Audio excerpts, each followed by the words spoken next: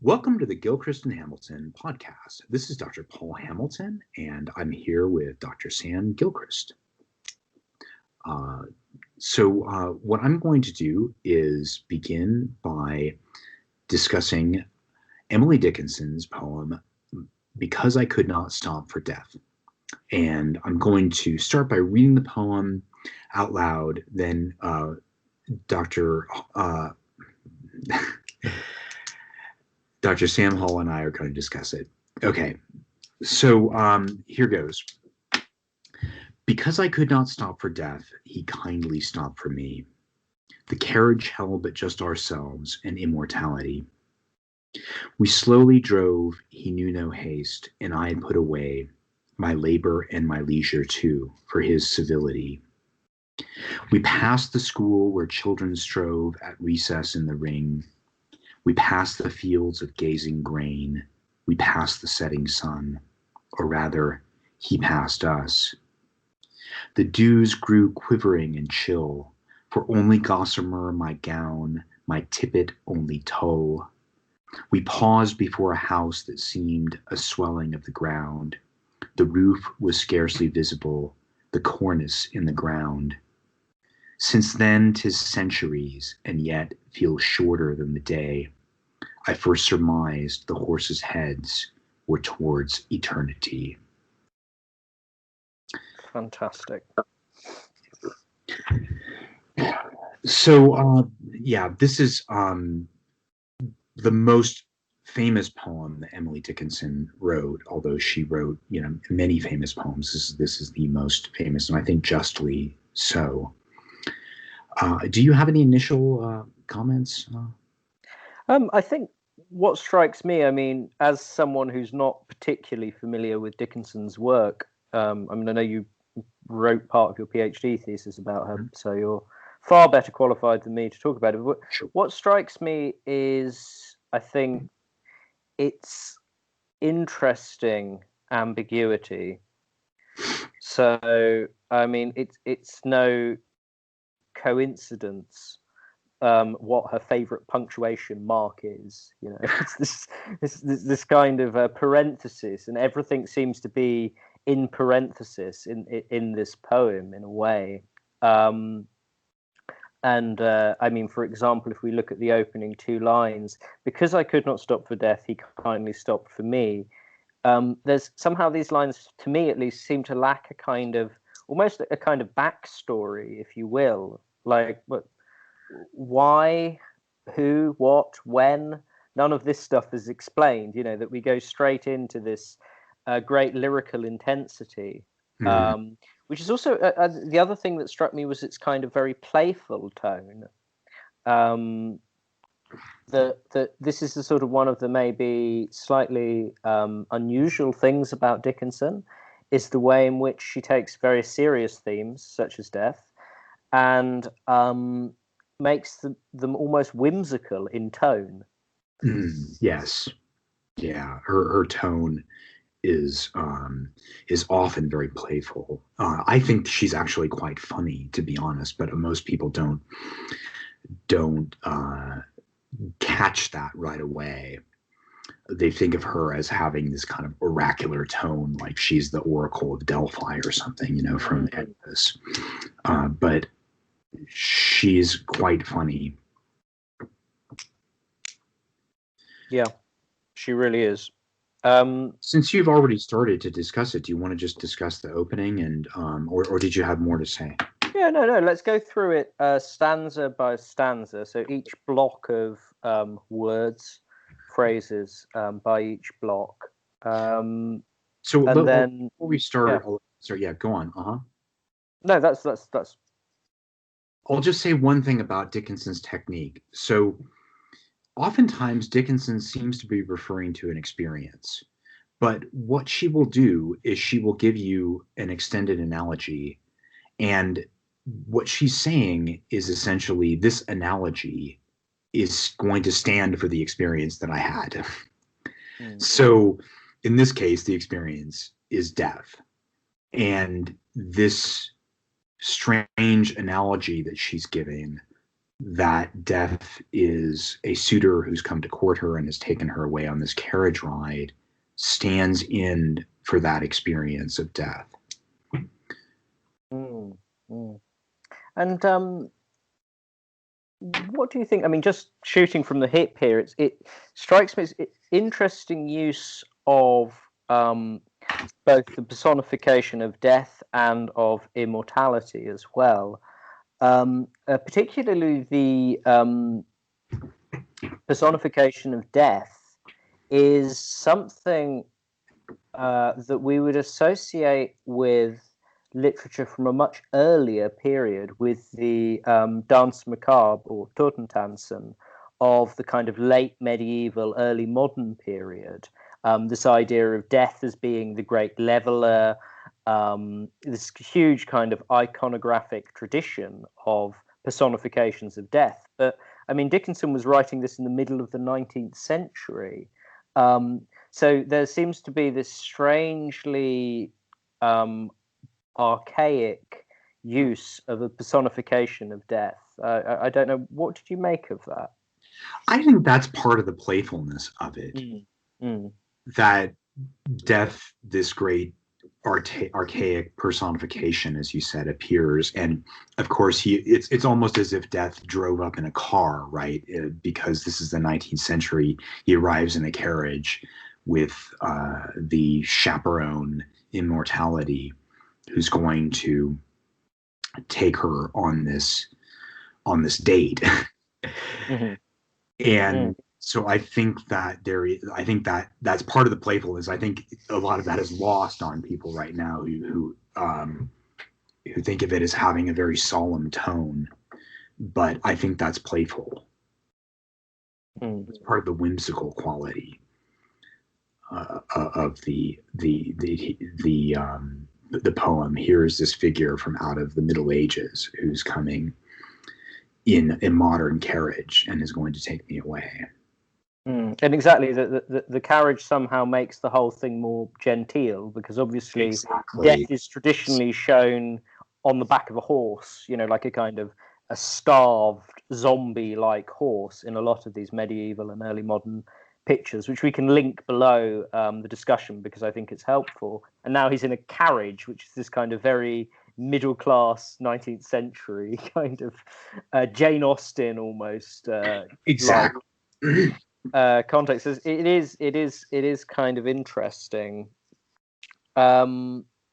I wondered, I mean, I don't know if you have anything to say about this in your consideration of Dickinson, but I thought it was intriguing her use of, not just her use of parentheses, which we've discussed, but her kind of irregular capitalization. So in the case of death, obviously, in a sense, as it's someone's name, it's correctly capitalized. But what's going on there? Because this is, I know it sounds like an obvious thing, but this is something that when I've taught Dickinson in the past, people have gone, well, why can't you do, like, what's going on with the, how does this work for you, this irregular capitalization? That's a really good question. And honestly, I don't have a great answer for that. I think that some of it is, I don't want to give a misleading answer. I don't have a great answer for that question. Oftentimes it just feels like she capitalizes important words. And I don't think that there's like a great way to take her capitalization and then use that as a and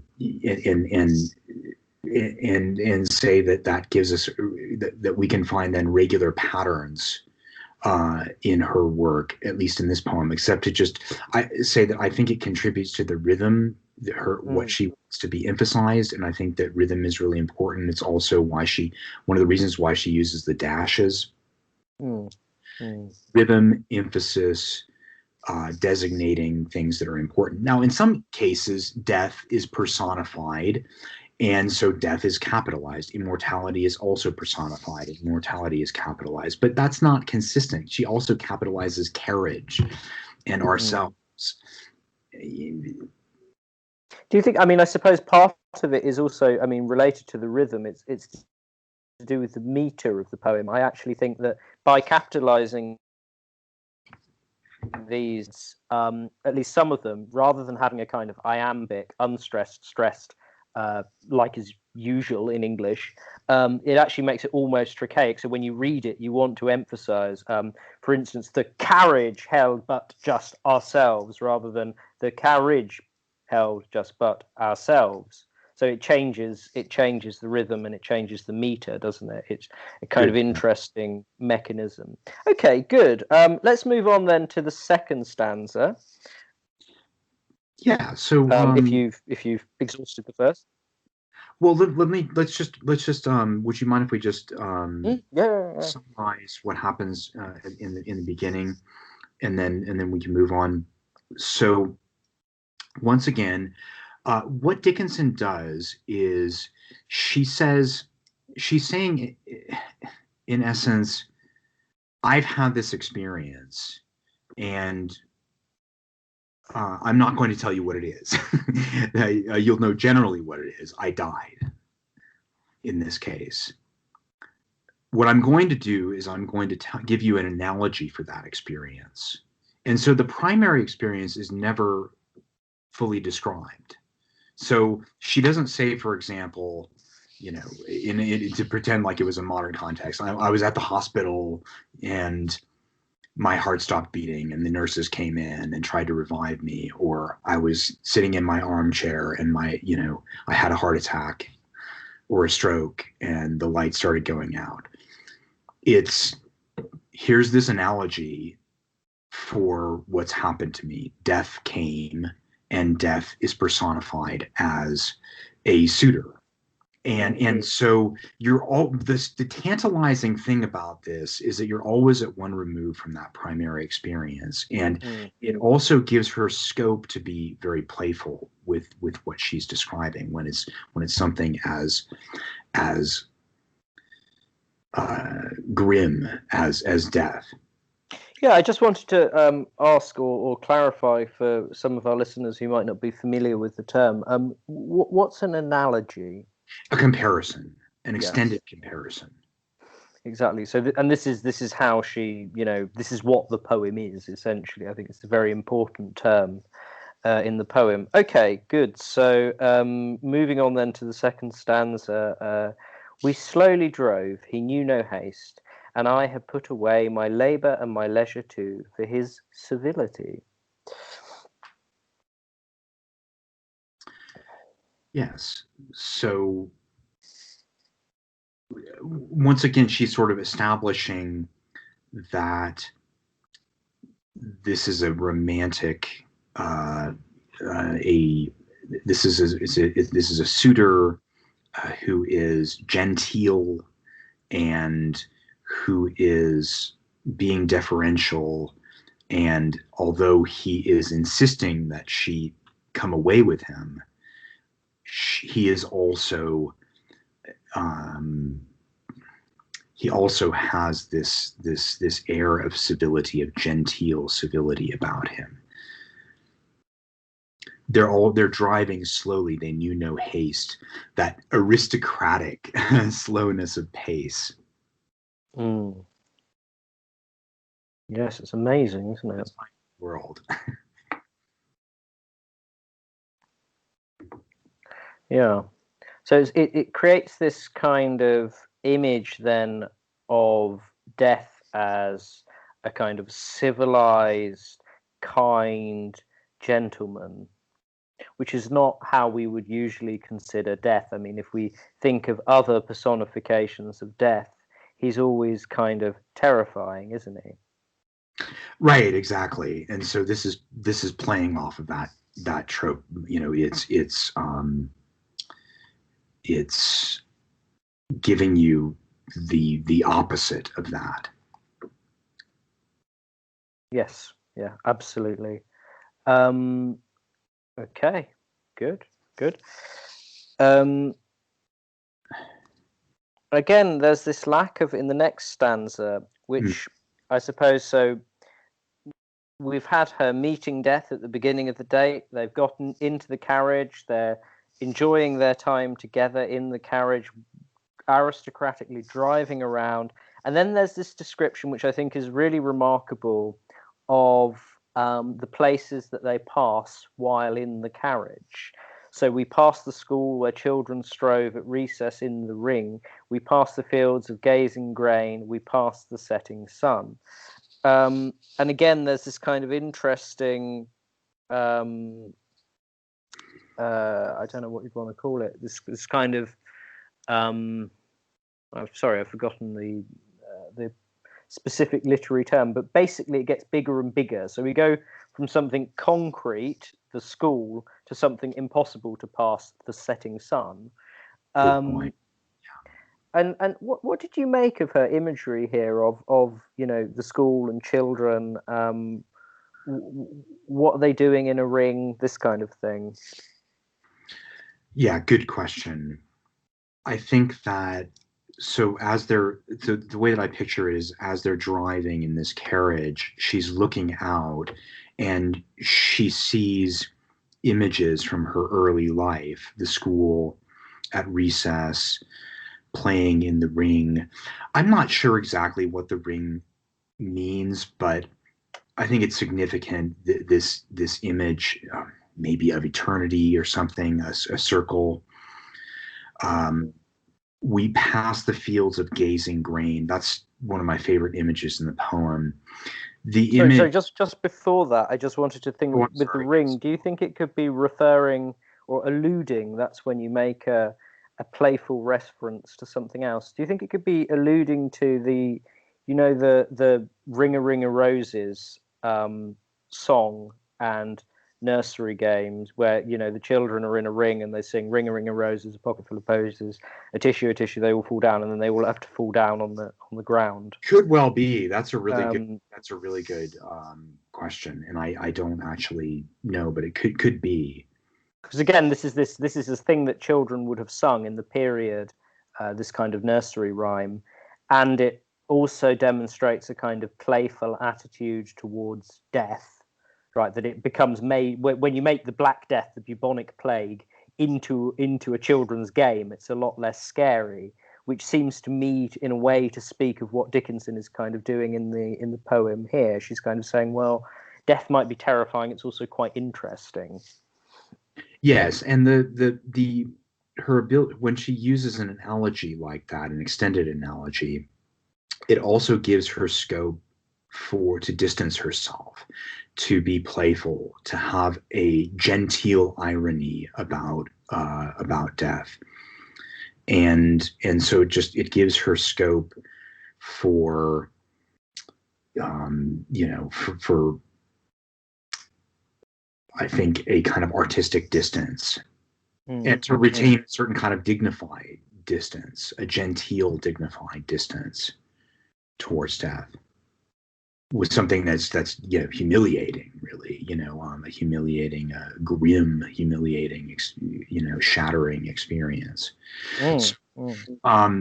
She's looking out. They're looking out of the carriage. They see the children at recess in the ring. We pass the fields of gazing grain. We pass the setting sun. So yeah, the fields of gazing grain. On the one hand, you could say that the gazing grain symbolizes the harvest of her life. Earlier she puts away her labor and her leisure. But it's gazing grain, grain that has a sort of glassy gaze, like somebody who is dead. So in a certain way, it's a very strange image. In a certain way, you're thinking, she's reviewing the harvest of her life, and yet somehow it's all becoming alien to her now. It doesn't, she's becoming distanced from it. It has this glassy gazing, this glassy gaze, as if it's dead, and suggesting what she's going to become. And then this remarkable line, we pass the setting sun, just stunning. And then, of course, her wonderful image, or rather, he passed us, which is even this goes back to the imagery of time from the very initial stanza. Because I could not stop for death, that word stop is doing a lot of work there. He kindly stopped for me. We can't stop our own lives. Yes, you could commit suicide, but you can't stop your own internal clock. And this is what sorry to interrupt, but this is what the grain is also about.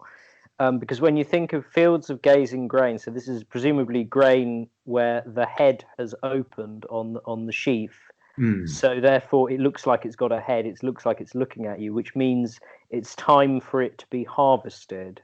So this imagery here, particularly with the setting sun and this grain that's ready to be harvested, makes us think of autumn, right? Of the grain is about to be cut down. And this refers back to a whole kind of extended pattern of imagery that runs throughout the Bible, right? Which is this idea of us being like grain or wheat, that we're standing in the field and soon we'll get cut down, but we have a limited time and so forth. It's a common analogy that goes right back to the Bible, I think. Yes, yeah. That's it's very, very powerful. And I was just thinking about this image of the we passed the setting sun, or rather he passed us. This begins a series of images, contradictions, oxymorons, that paradoxes, oxymorons that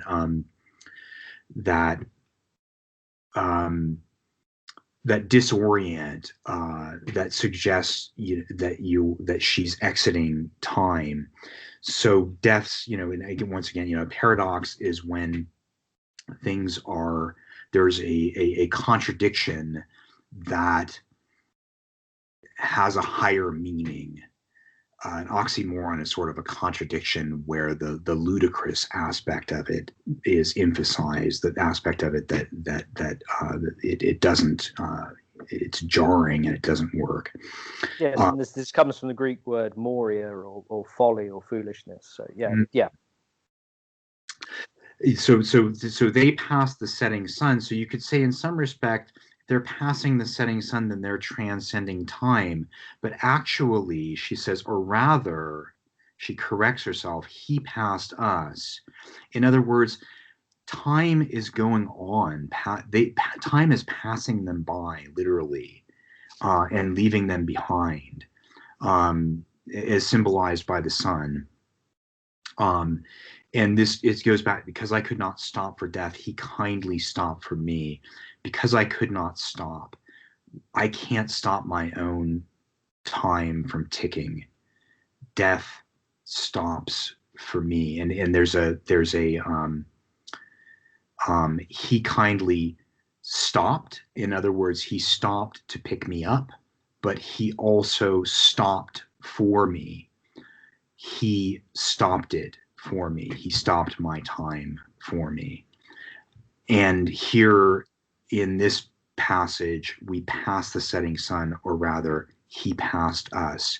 She's literally watching this, the sun pass them by and go on. And this is imagery that's beginning to become surreal as time, and time seems to contract and expand. So I'll just read this next part. The dews grew quivering and chill, for only Gossamer my gown, my Tippet only Tulle. All of these are suddenly she, as the sun passes them, she starts to realize how cold she feels, and that she's only wearing her gown. She's not dressed for being outdoors. She's only wearing this gown that's like gossamer. And a tippet is this kind of scarf that is made out of, tulle is a kind of just a webbed scarf. See, in other words, she's suddenly realized that she's sort of freezing cold. She's not dressed for being out there, which is just a wonderful kind of image that it just evokes obviously the chill of the grave, but also that sense, I'm not dressed for this, I'm not ready for this, I'm not I the she's not dressed for this particular date that she's on. She's wearing a gossamer gown. Yeah, and interestingly, there's this alliteration in her description of her clothes, which I suppose kind of links the material or the quality of material, so gossamer and gown and tippet and tulle, together, so that it really kind of it kind of emphasizes the kind of impracticality of what she's wearing for what she's doing. That, as you say, she's not dressed to meet with eternity today. Yeah, it's good. It's good. I thank you for clarifying that stanza, because when we first read it, I really had no idea what it's about. But it's almost like a kind of stream of consciousness thing as well, that we discover what she's thinking. And this is something in another poem of hers, of course, she does with the image of the fly, and the way that we die kind of distracted looking at the fly in the corner of the room. But I was wondering, what did you make? So it seems to be at this stage of the poem where it kind of turns, and it goes from being a genteel date to something more sinister. And then this sinisterness is emphasized in the next stanza, where we passed a house that seemed a swelling of the ground, which is an interesting image. Yes. Arguably personifying the ground as a sick person's body that has swellings on it. And then the roof was scarcely visible, the cornice in the ground. What do you make of that? Well, so I guess ideas. That's interesting. It's always interesting to hear, how other people imagine a poem when you imagine in a certain way. I think you could be right. Certainly that swelling word evokes sickness. I thought of it as just the swelling of the mound of a grave. And in this stanza, what happens is further kind of disorientation. So the roof was scarcely visible, the cornice in the ground. Up and down here are sort of confused with one another. Is the on the one hand, she seems to feel this sense of expansive space, that the roof is so tall that it's scarcely visible, and yet the cornice, which is the hanging that comes out at the top of a roof, an overhanging. It actually comes from the Latin, which means crown. The crown of a building is in the ground, and so there's this sense of disorientation in space here. Somehow there's this expansive sense of space stretching upward. The roof was scarcely visible, the cornice in the ground, and yet somehow the top of the building is solidly inside the ground, and yet so she's really losing her bearing here in space. So we saw that she's kind of when she was losing her bearing, beginning to lose her bearing in time. Suddenly she had this feeling of vulnerability. The dews grew quivering and chill. Now she's losing her sense of her where she is in space. It reminds me of this line from I Felt a Funeral in My Brain, where she says, "And then a plank in reason broke, and I dropped down and down." Suddenly, she's describing this disorient. She's lost her sense of where she is in time, and now she's losing her sense of where she is in space. Spent his centuries, and yet another paradox. It's centuries since then, since she arrived at this house that was a swelling in the ground. Yeah, I thought just to expand on your reading of the word Cornies, which, as you say, comes from the word corona, presumably, unfortunate word these days. But it has a double meaning, doesn't it? So a cornice is something that, like a ceiling rose, I believe. So something that you have at the top of the ceiling, and maybe something that you have on the kind of top of a house as well. So there's this image of the top of either the ceiling or the outside of the house. Maybe I think it's mainly used for interiors, which is fitting for Dickinson, which contains a lot of descriptions of interiors. So it's like that kind of ceiling rose, but it's also a cornice can be. It's when you go skiing and you have to be careful of them. It's if there's a bit of snow that overhangs a precipice, so it's some kind of deceptive ground where if you tread on it, you'll fall through it down into a big hole or a glacier or whatever. Where snow has covered it over, so it looks like solid ground, but it isn't. So again, there's this idea of falling down and looking up and so forth, which just further, I think, the double meaning of this word kind of further emphasizes her sense of disorientation. Yes, that's an excellent point. Yes, absolute disorientation, and yeah. And then, as you say, there's this temporal aspect which she returns to. Since then, 'tis centuries, and yet feels shorter than the day. Yeah, I mean, that says it all. Now, centuries have telescoped, into time, that is shorter than the very day that she is taken away on this ride. And so you have just this total disorientation, this total loss of time, of her sense of herself in time and space, and a disintegration. Really, I first surmised the horses' heads were towards eternity.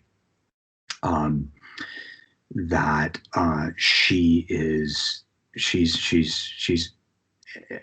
exiting any frame of reference that makes sense on a human level or scale.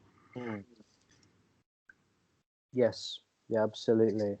I mean, I think that this just is why this is such a masterpiece, because she handles this exiting of time and space, which all of us must experience at some point.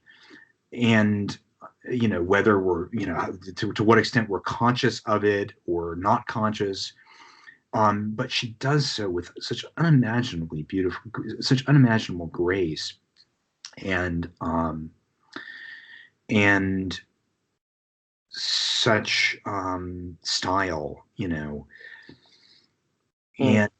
and she just seems to sum up this experience of looking back on your life and seeing it from this kind of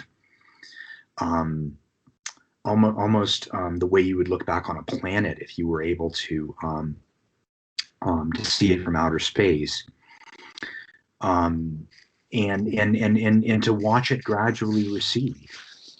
Yeah, I mean, I've never come across this, or seldom come across this in works of literature. It's an interesting link back to the late medieval period. Chaucer does a similar thing, particularly at the end of his longer poems, where he'll say things like "Go, little book, little man tragedy," and he kind of zooms out and looks at himself and his works and his achievements on a kind of cosmic level.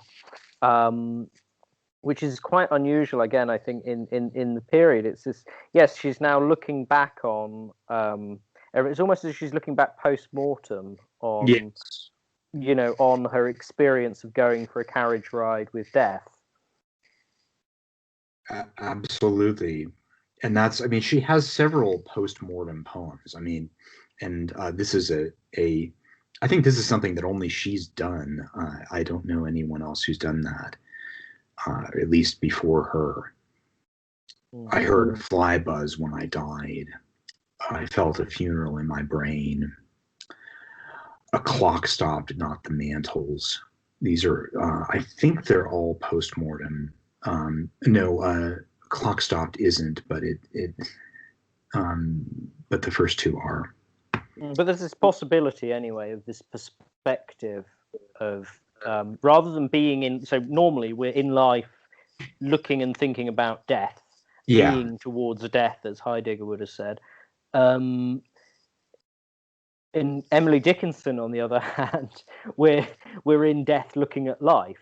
That's right, exactly, and that's a brilliant way to summarize it. And she is not looking at death from a convention in any way that is conventional. I mean, she's not. She's looking. She's the horses' heads are towards eternity, and in her world, eternity. What is eternity? She in her, she doesn't have a. She is assuming immortality of some kind. What kind of immortality? Who knows? It might be a sinister immortality, but she's assuming some transition to immortality, and it's a vision, looking back on life. It's just utterly strange. No, I couldn't agree more. Yeah.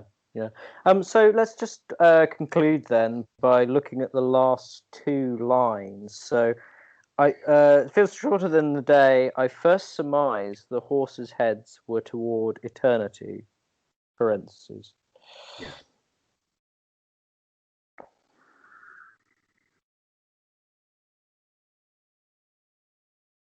Yeah.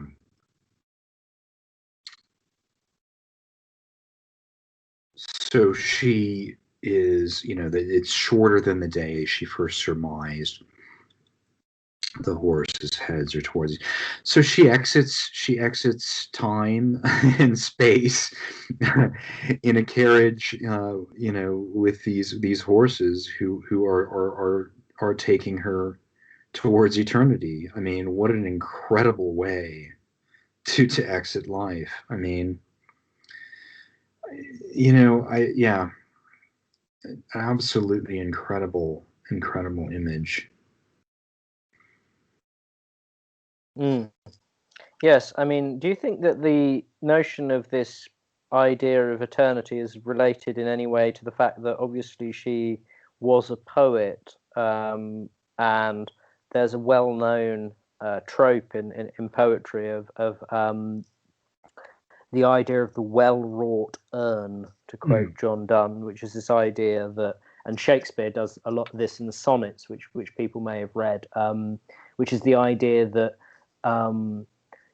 as Shakespeare says in the sonnets, so as long as this lives, this gives life to thee. As long as the poem is still around, so too is either the object of the poem or the writer of the poem, that they are immortalized through poetry, that their ashes are held in what Donne called this well-wrought urn.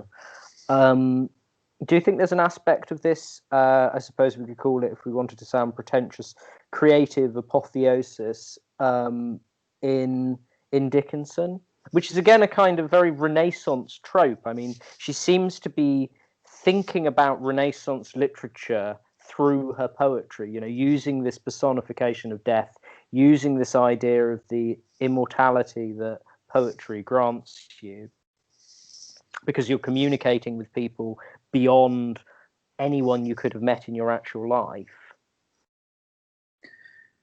Yes, I certainly think that she understood that her poems were going to be read, and she was in a unique situation in that she wasn't published.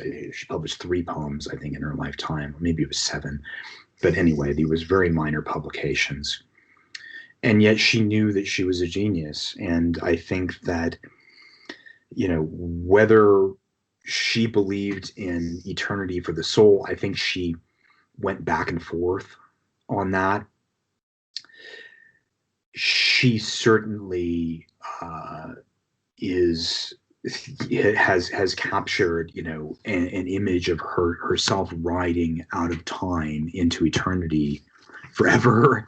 in her verse, and in that sense, she has conquered death.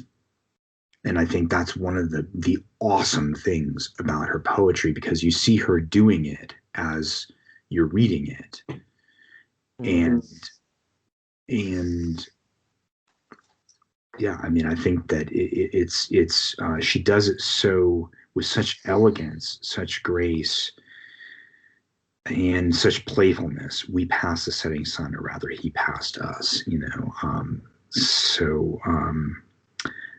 Something very coy about that, as she's describing, the exiting time. I mean, you think about Whitman, I shake my white locks at the runaway sun. I fused my flesh in eddies and drifted in lacy jags. I mean, that's so much more. I mean, he's doing a similar thing, but at the end of Song of Myself, but he's where he's imagining in this kind of apotheosis of himself exiting time, whereas Dickinson is so much more stately and graceful and genteel and ironic and playful. I shake my white locks at the runaway sun. We passed the setting sun, or rather, he passed us. So just deliciously coy. Yes, I think that's perhaps a good place to stop. Deliciously coy to death is Dickinson. Yes. Wonderful. Okay. Great. Thank you for listening to the Gilchrist and Hamilton podcast. And if you have any suggestions of poems you'd like us to talk about, perhaps you're doing them at school or university, please drop us a line. Check us out on Facebook, on LinkedIn, obviously on YouTube, and also on Gilchrist and Hamilton education.com. Thanks very much.